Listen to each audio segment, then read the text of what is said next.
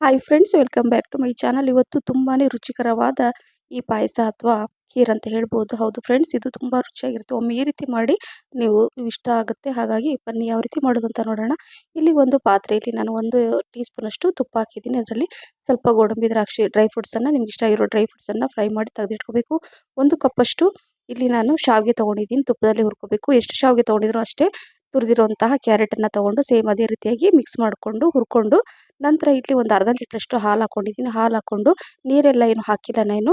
1 cup ಅಷ್ಟು ಸಕ್ಕರೆ ಹಾಕ್ಕೊಂಡಿದ್ದೀನಿ. ಸಕ್ಕರೆ ಅಥವಾ ನೀವು ಬೆಲ್ಲ ಕೂಡ ಹಾಕೋಬೋದು. ಸಕ್ಕರೆ ಹಾಕೊಂಡ ನಂತರ ಸ್ವಲ್ಪ ಕುದಿ ಬಂದ ಮೇಲೆ ಡ್ರೈ ಫ್ರೂಟ್ಸನ್ನು ಹಾಕೋಬೇಕಾಗುತ್ತೆ. ಸ್ವಲ್ಪ ಏಲಕ್ಕಿ ಪುಡಿನ ಹಾಕೋಬೇಕು. ಮತ್ತು ಲಾಸ್ಟಲ್ಲಿ ಸ್ವಲ್ಪ ತುಪ್ಪ ಹಾಕ್ಕೊಂಡು ಒಂದು 2 ರಿಂದ 3 ನಿಮಿಷ ಚೆನ್ನಾಗಿ ಕುದಿಸಿ ಬಿಸಿ ಬಿಸಿಯಾದ ಈ ಶಾವಿಗೆ ಕ್ಯಾರೆಟ್ ಖೀರ್ ಅಥವಾ ಪಾಯಸ ರೆಡಿ ಆಯಿತು. ರುಚಿಕರವಾದ ಪಾಯಸ ಹೇಗೆ ಬಂತು ಅಂತ ನೀವು ಮಾಡಿ ಒಮ್ಮೆ ಟ್ರೈ ಮಾಡಿ. ಖಂಡಿತ ನಿಮಗೂ ಇಷ್ಟ ಆಗುತ್ತೆ ಅಂತ ಹೇಳ್ತಾ thank you for watching. Bye.